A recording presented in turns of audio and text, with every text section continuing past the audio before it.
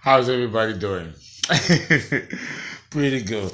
Okay, we are going to do another video, and this one, by popular demand, will be one that deals with Scorpio and Leo. Yeah, I know it seems to be like booming on YouTube. People want to know about Leo and Scorpio, fixed water and fixed fire. Well, what can I say? For me to really talk about this, I'm gonna have to have myself a martini, an apple martini. Yeah, you can't talk about Scorpio. You just can't. Oh, when it gets cold and it gets frozen, it gets stuck and you cannot open it. Well, yeah, you have to pretty much talk about. I'm gonna have my martini. Hold up.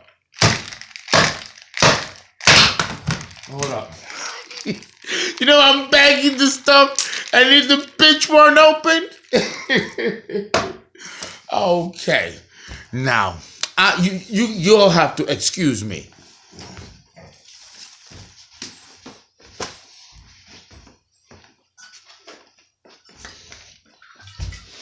Yep, I'm doing it. I cannot talk about Leo and Scorpio without having my drink on because it's a lot to cover. You have to understand that. So I hope you all forgive me. A lot of you love me for me being myself, and this is myself. Y'all want a good video? This is what I do. This is my process. Okay. The retrograde, you let nothing stop you. Nothing.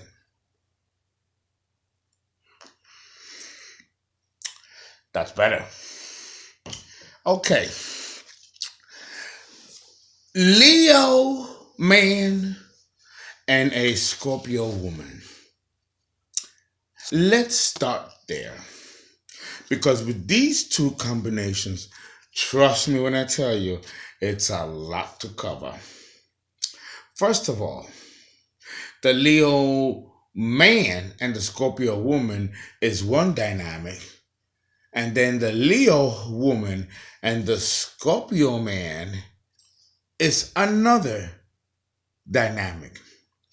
The one that seems to be the most problematic, and not just because I hear so much about it, but also because I know in my own client base files, I have a lot of, Scorpio women that have been with Leo men. Very few Scorpio men with Leo women, but they're out there. I know at least two in my files and one personally. And you would think it's a mixed bag. And in a way, it is a mixed bag. But if I'm going to go with experience, I'm going to say that it is never a pleasant experience, especially if we're talking about the Scorpio woman with the Leo man. It's a different story when it's the other way around. So we're going to jump right in because, we have to jump right in because it's a lot to cover, and discuss the Leo man, really the Leo man with the Scorpio woman.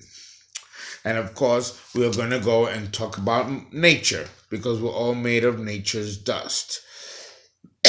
At least in this physical outer body. But understand that that's not all that we are made of. And that's not all that our essence entails. Carbon-based matter. No, there are other more subtle bodies, ethereal bodies, cosmic, spiritual bodies made of finer ethers that have no definition on our plane and our reality. You don't even find these chemistries in our periodic table. Okay, so this is fine stuff here. So when we're talking about Leo, we're going to make reference to the sun. And if we make reference to the sun, then we have to choose Scorpio, which is the female, to represent the ethers of space, the primordial waters. Okay? We have water, H2O, here, but we also have, like I mentioned before, space water in space. But we don't call it space water. We call it an ethereal substance. It can be broken into many other kinds of finer substances that we cannot define in conventional science or even begin a proper definition, because language fails us in the sense of what to put into language, the description of this finer essence and ethereal matter, ethers, which permeates throughout all of space, the fabric of space-time, just like dark matter, the scaffolding of the universe is all over the known and unknown universe, as well as dark energy, which is tearing the universe apart, but also constricting it. It's expanding, but it's constricting at the same time. So there's a lot of mysteries and phenomenologies that go on in deep space. And that is the mystery of Scorpio. And Scorpio is feminine. It is a divine cosmic mother. It is the Black Madonna. And out comes the child that she carries, the divine child. That child is represented by the sun. If you speak to anyone in the clergy or in theology, you know that the Madonna carrying the child symbolizes the sun, the God emerging from the threefold darkness, which is Gaia. That is Lilith, the darkness of space, the chaos of creation that gives spawn to order and creation. Just like we as women go into chaos through the pain of childbirth, but then comes out a beautiful creation. It's the same analogy. So there has to be a terror before there's something beautiful. There has to be chaos before you have order. And these are the principles of Scorpio. You know, Leo emerges out of that chaos as the sun. No? So therefore, if you have to ask yourself, who's the boss? Who's the boss? In this instance, because they're both fixed sun, fire, and fixed water. Now, which came first, the chicken or the egg? Well, we cannot apply that analogy to this. Not if you are a cosmologist, because cosmologists know, but then again, this is the great confusion. The Big Bang is fire, but where did the fire of the Big Bang emerge from? The darkness of space. So that means that Gaia was already here. Gaia was already present. And it is through God's dip into matter that we have the Big Bang, and then we have fire in creation. From the fiery globe, then we get the dissemination of all the planets and all the bodies in space and constellations and what have you. So if we're talking archetypically, the boss in this instance will be Miss Scorpio or Mr. Scorpio in a relationship with a Leo, a Miss or a Mr.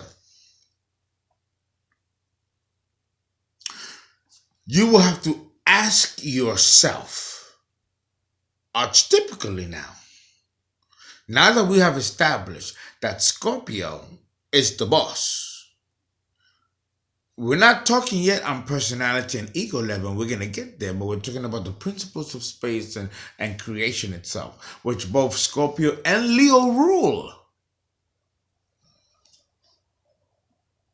So that means that in a relationship dynamic, both Scorpio man or woman and the Leo man or woman will alternate sides in creating and destroying not only each other, but everything that means anything to them as a couple.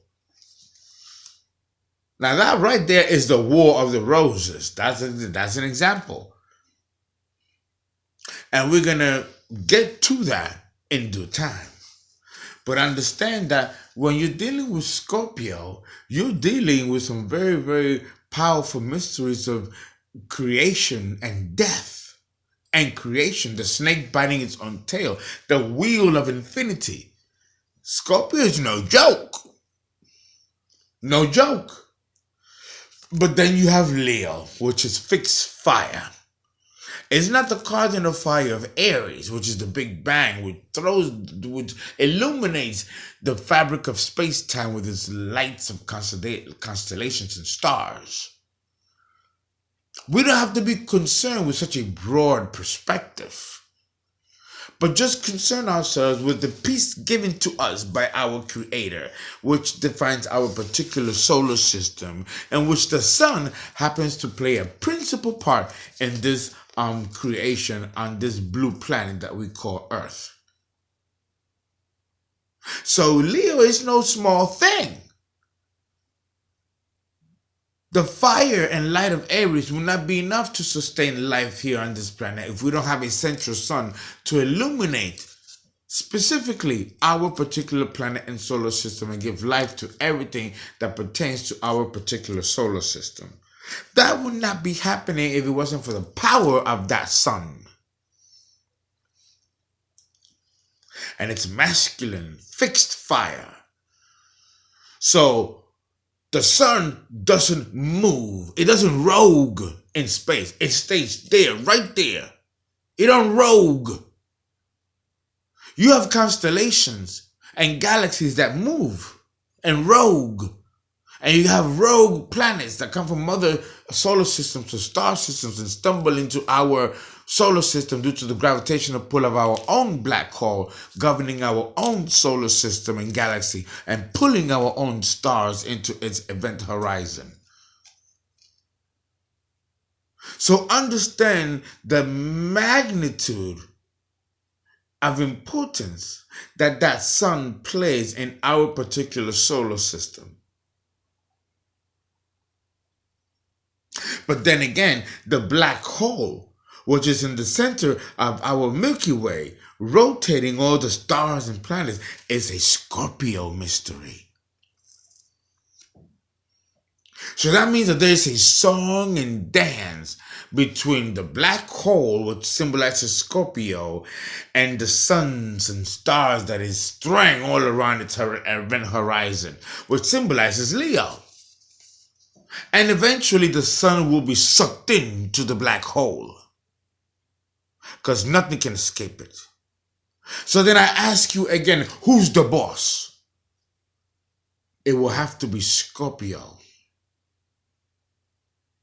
of both male and female of the sign.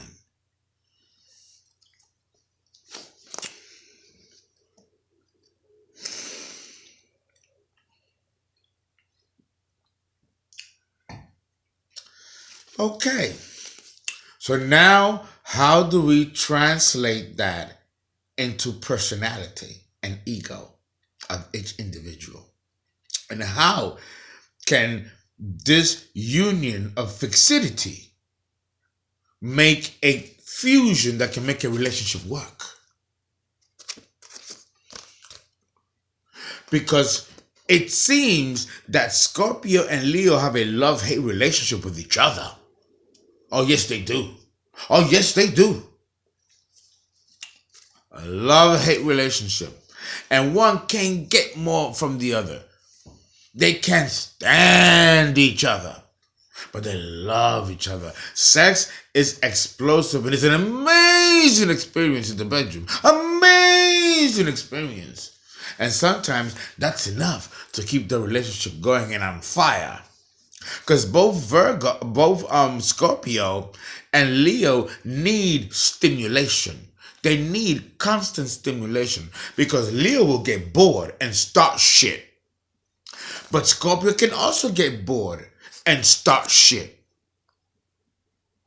So then, when both of them start shit together, ooh, they may handle them going at each other.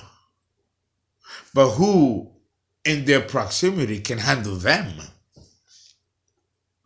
Can you imagine if a couple like that has children? Them children may turn out, having certain concerns and issues in the future. If this is depending on the type of intensity that is perceived in that household between a Leo and a Scorpio, depending upon how they handle their business, and the intensity in which they handle their business can determine anything and everything if there are children involved. But let's not complicate things. Let's just stick to the couple. Let's not even go with the marriage. Let's stick with the couple that just met. What would be the attraction? Well, it really doesn't matter. What matters is that once you're together, it seems to be heaven on earth and also hell on earth. It's never one or the other. It's always both. See, and when that occurs, and I can't tell you how many relationships I have come across in which we see this same dynamic. And usually, many of the women that I meet that are Scorpios who have had Leos end up being the most angry and the most bitter. And of course, this can happen initially. It doesn't mean that the woman will stay in that state. Eventually she will heal and move on. The problem is that she becomes rather embittered. This is something that she may not admit, because she may not want to admit to herself that there was one man in her kettle that got away. That dick, that penis, she couldn't control or control long enough. It's a blow to a Scorpio woman's pride when she cannot control her man or when she loses her man. See, it doesn't even matter how I phrase it, because let's just say, because this is one of these examples of a incompatibility of signs, in which I have to again emphasize the age disparity. A lot of it is contingent upon that. So if we're dealing with an age appropriate young couple, understand the dynamics will be different if it was an older couple of the same age or another couple with a strong variance in age. Each three scenario will foster different results of the same dynamic. So we have to ask ourselves, which one do you fit in? If we're talking about young, age appropriate, then we're dealing with two young people in their 20s, late 20s, mid 20s, early 20s, it don't matter. It's below 30. And most likely, you don't completely know yourself in these phases. So if you don't know yourself completely, and you're in a relationship and you are committing to a third body, because like I said, you, the person in the relationship, then 9 times out of 10, that relationship is not going to be smooth sailing. There'll be collisions and all kinds of metamorphoses and transformations and rebirth within that young relationship, because you're both individually still discovering each other. And the ego and personality presence in the soul is most strongest at these ages and these phases. So if you're much older, then the situation will not be lack of experience or ignorance or you not knowing who you are. If you're in your 40s and you're in a Scorpio or Leo relationship and it's not working out or there's tension, then understand that the motivation behind that, a couple that's far more older, past 30, would be issues of control and issues of dominance. And the motivation psychologically behind the control and dominance is to be able to have something over the other person. So that means that there becomes a battle of wills between such a couple when you're dealing, when you're 40s and 50s or even mid to late 30s. Now, if you are someone that's much older and much younger than the person in that relationship, then the dynamics will probably be worse because the older person is probably as insecure as the younger person and doesn't allow the younger person to discover themselves and reinvent themselves to the point where they can actualize who they are. The older person will be afraid that the younger person will wake up to and see that they can do better and leave him and dump him. So then it becomes an issue of control. So usually the age disparity, if it's a large age disparity, that usually becomes the far more worse case scenario. Absolutely.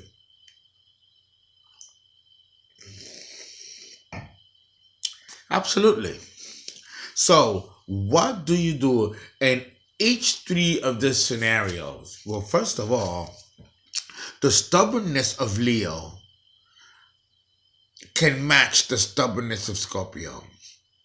And when you have a degree of stubbornness that matches the same index as the other person's stubbornness, you have a cancellation or a Mexican standoff. So now nothing moves and nothing compromises. And there's stagnation, and within that stagnation can fester all kinds of emotional rages or angers. Because usually a Leo cannot be stomped. He's the king of the jungle. But who can stop a Scorpio?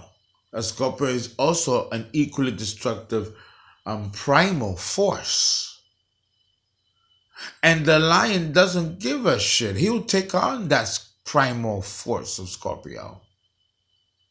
And Scorpio will charge at the lion, knowing that it's so small that the lion probably won't even see it and stumble, and the toughness of the lion's skin is not supple to the point where the poisonous sting of the scorpion can penetrate the coat of a lion. It will not. She will have to sting that lion several times before it can get through and risk breaking that tail and dying, because the scorpion will usually die when it does its fatal blow. You want to make sure that it's a good blow, though. Otherwise, you might die in vain because the lion ain't going to go down that easy. So that kind of psychological battle of wills and ego strength among both signs makes them almost impossible to get to a point where they can do much good. Can you imagine if these two signs were able to make it work, were able to share resources? There would be a power couple like Angelina Jolie and Brad Pitt, or Beyonce and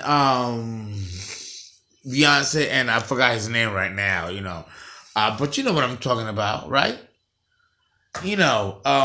Power couples. That defines that. But if you don't have that, if you don't have it, and if you don't believe that that's in you, then you're going to settle for the petty stuff. See, it also depends on your own evolution as a human being and as a person, as an individual. If you encounter a partner, whether Scorpio or Leo, that is extremely immature and unrealistic and is really giving you drama, then you have to understand that you yourself have that same energy within you because you attracted someone with the same propensity. You know what they say, like attracts like. So this is the part where you have to be very honest with yourself and really look at yourself in the mirror and really ask yourself, what part of you do you see in your partner that you most despise? And if you despise this person just because you couldn't get over, maybe there's something deeper to that. Maybe you are that same person, a mirror reflection of yourself. And we're done. Wait for part 2.